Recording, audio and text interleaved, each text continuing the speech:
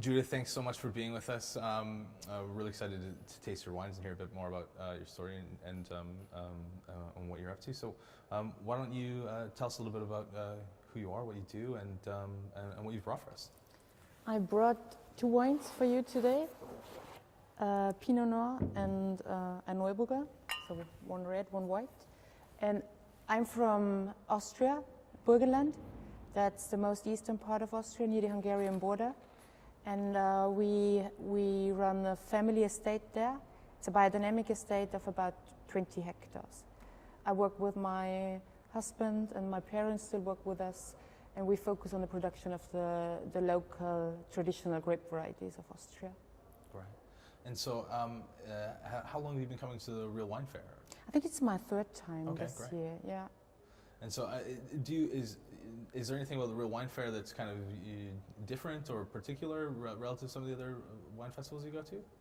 I think it's just fantastic to be here because it's so many great producers, and they all have a very ecological and natural approach towards their work, and I really enjoy being a part of that. We did an episode on Austrian wine a year and a half ago or something like that. And for me, I'm such a big fan of a kind of renaissance, I guess, for lack of a better word, that's happening there over the last number of years, and just the energy of the wines that are coming out of Austria. Is that something that you've noticed over the years, or that you've kind of, I mean, you've also kind of contributed a lot to that with the work that you do, but have you noticed the shift at all? Absolutely. So I think a lot changed. For me, the beginning was the conversion to biodynamic farming. Initially, it was more about the vineyards, but then step by step, we changed a lot in our approach in the cellar as well. And then we are there's a community of many organic and biodynamic producers, and I really love that dynamic process that's just going on in our area. It's very exciting and a lot of fun to work there now, because there are actually not many rules, and we can try a lot of new things and form our own tradition somehow. With this room, the festival is very much a group of people that don't play by the rules, and I think that's one of the things that gives it such a fun energy, exactly. Not only for the people and the room, the atmosphere, but for the wines that you taste. Do you get a chance to meet some of the other growers and spend time with them during the festival, or? Rather in the evening. Yeah. So after the show, because I'm here on my own, and there's a lot of interest. I'm very busy all day, which is great. So, but the nights are really fun, because you meet a lot of friends that you haven't seen in a while, people from other countries, and yeah, it's great to be here. Awesome. Well, why don't we start tasting some of the wines? Sure. Why don't you tell for a little bit for the first time? And so tell us a bit about this wine. So this one is made from a very traditional grape called Neuburger. It's been grown in Austria forever, I think, and I do a little bit of skin contact on this wine. It's 8 days of maceration, and then I press the wine, and it ages in used barriques for about 1 year on the lees, and it's bottled without any additions and no filtration. It's a 2016 vintage. It's got a wonderful intensity, but elegance. It's got a lot of seriousness on the nose, and the palate, it's very generous, very chiseled, very precise, a lot of tension, really. It's a grape that does not have a lot of acidity, and I think by just doing a little bit of skin contact, you get much more texture on the palate, and that's why I really like to do a maceration on this grape variety. That's lovely. Neuburg is a grape that my father used to grow a lot of it. He had about a quarter of all his vineyards were Neuburger. But then it got very unpopular in the 80s and 90s. And now it has kind of a renaissance, and young growers are remembering those grapes. And yeah, it's really, we're really an area of many different grape varieties. And Neuburger is one of them that I think is really interesting, especially in our area. And so you mentioned that you noticed a real acceleration or shift when you converted to biodynamics. Was that something that you've felt strongly about at the time, or that you got more passionate about after you made the conversion? What made you convert to biodynamics? Our idea was we just wanted to make better wines, and we realized that the only way of improving quality was improving things in the vineyard, things with our soils, and so that was actually the main intention. But I didn't expect the whole conversion to be so life-changing, because it changed my views on many things, and my whole life was completely different after the conversion. Was there a particular moment or thing you noticed when you said, okay, wow, this was more special than I thought it was? When you dive into the whole philosophy that's behind biodynamics, it's just so interesting, and it's a completely different Weltanschauung that you get. And what happened? So we started in 2007, and now we've been doing this for more than 10 years, and slowly we see a lot of changes. It was not from the beginning, but now it's just great to see that all the thoughts and the efforts that we put in our vineyard is finally paying off, right. And I can feel it in my wines. Yeah, the wines are incredible. The Neuburger's got an absolute incredible texture. It's got a real presence about. The finish is this wonderful, briny kind of zesty salinity, this kind of freshness on the back. It's not very acidic grape, but there's so much kind of tingly tension in the wine, in kind of around this texture. It's a really nice, pleasant mouthfeel, and it's really nice to drink, but it's serious. I mean, it's funny because it's very, very drinkable, but it's very captivating at the same time. So it's really nice. I really like it. Yeah, I'm glad you mentioned this, because I think that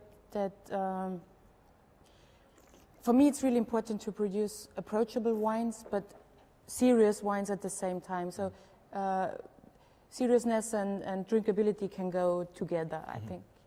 I think that's, for me, those are my favorite wines, that are serious enough that they make you pay attention, but generous enough and kind of drinkable enough that you're always in the mood for it. If that makes any sense. I could definitely be always in the mood for this one. Maybe we can try the red if you like, and you can tell us a bit about that. I mean, so to that point too, while you pour the red, what do you like to drink yourself? I mean, if you're not drinking your own wines, what do you typically reach for? I'm a big fan of Loire wines. I also like the Beaujolais area. So wines with a lot of tension, I think, and a lot of freshness. That's the most important things about wine for me. Mm-hmm.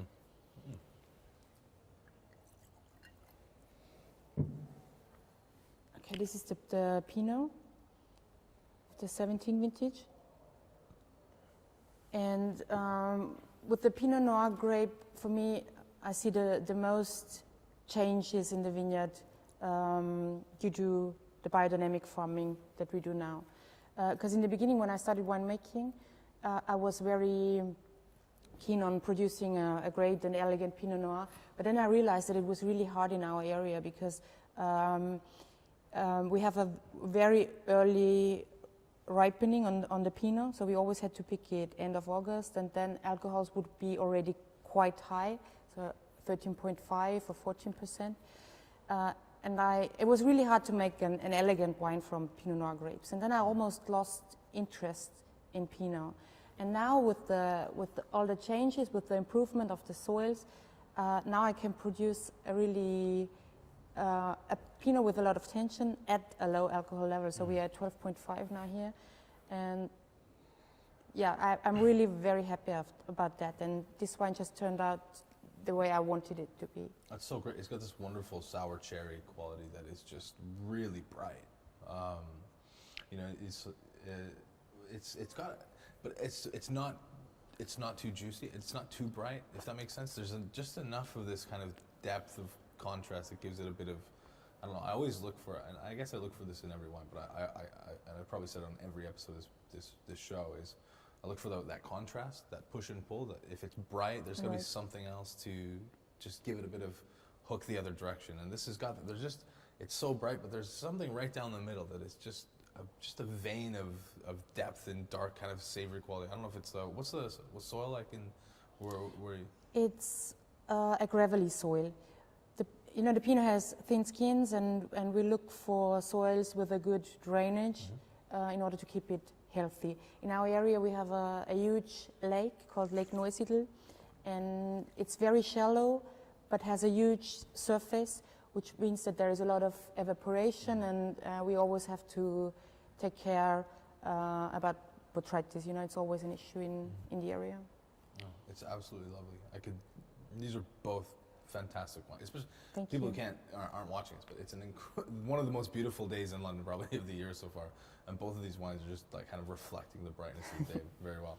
I'm gonna say. So when you come to the real wine fair, what is it that what are you looking for? I mean, are you looking to is it more about introducing the wines to new people? What's the energy or objective main thing? What are you hoping to experience when you come here? Oh, it's about meeting people, all the people I work with in the UK, and I think we've introduced some of my wines very well, and now I'm trying to show people new things, new releases, other wines that might be interesting for them. Mm. So the UK market is quite important for us, and yeah, I hope it will be the same in the future. Yeah, no, definitely. I mean, I think it's the appetite for these wines, both yours in particular and wines of your region, I think there's a great enthusiasm for them here. And how does that compare to the rest of the markets you go to? Is there other places that you're really excited to go or that are a bit more challenging that you would hope would catch on? Probably the most challenging market for us at the moment is the Austrian market, because there's not such a big interest for natural wines yet. But I think it's about to develop, and it's going to change. But I work on many different markets, mostly in Europe, but also in the United States and Japan, Korea, Russia. It's fascinating. There's so many countries like that, right, where you have the kind of natural wine producers or people who are doing something atypical to the established industry that has a real hard time in the domestic markets, and your biggest advocates end up being in the UK or whatever market that seems to be embracing it. But Vienna, I love going to Vienna. One of my favorite places is Obuffets in Vienna, which I think I've discovered so many wines there. Actually, I met Christian Schieder there very randomly, coincidentally, and so I've always got a lot of endearing memories from that place. But are you seeing more places with this kind of energy trying to champion wines like yours now? In Vienna, yes, but it's I think it's for now more a movement in the major cities, not yet on the countryside. And Austria is a rather rural country. Right. But in Vienna, we have some good things going on. Yeah. Yeah, it's exciting. I mean, it's so interesting because you see, when we spoke with some of the other growers from the area, that was one of the things they said. It's really hard to kind of crack through to change the mentality of the local region, or they expect that grape to taste a certain way. But I mean, these wines are so undeniably elegant. It's regardless of where they're from or what you do. So I think it's just a question of time, probably. Yeah. And so, is there anything in next year? Any other markets you're traveling to, or? We have a year of a lot of traveling now in 2019. So I hope next year will be a bit more quiet, and I'll have more time at home. Right. Because I think it's really important, and I love being in the vineyards and do a lot of work myself. Yeah. Well, it must be challenging. I mean, you said you're here by yourself today with the table. We had to find someone to hopefully do your wine some justice for a bit while we borrowed you. Is there anything in particular that you've tasted from some of the growers while you've been here that you really enjoyed, that maybe you knew or maybe you didn't know? I haven't had the chance yet, but I'll hope to taste some more stuff now in the afternoon and maybe tonight. Great, yeah. For dinner. The dinner time is always the best part of a real wine fair, for sure. Judith, thank you so much for coming and sharing your wines with us and My taking a bit pleasure. of time away from your table. I know there's people that are waiting to taste your wines, and you know, I hope you have a great time at the Real Wine Fair. And it's always a pleasure getting to taste these wines. They're full of energy, and I hope whoever didn't get a chance to taste them at the Real Wine Fair after they hear this will go and look them up. Thank you so much. Thank you. Cheers. Cheers.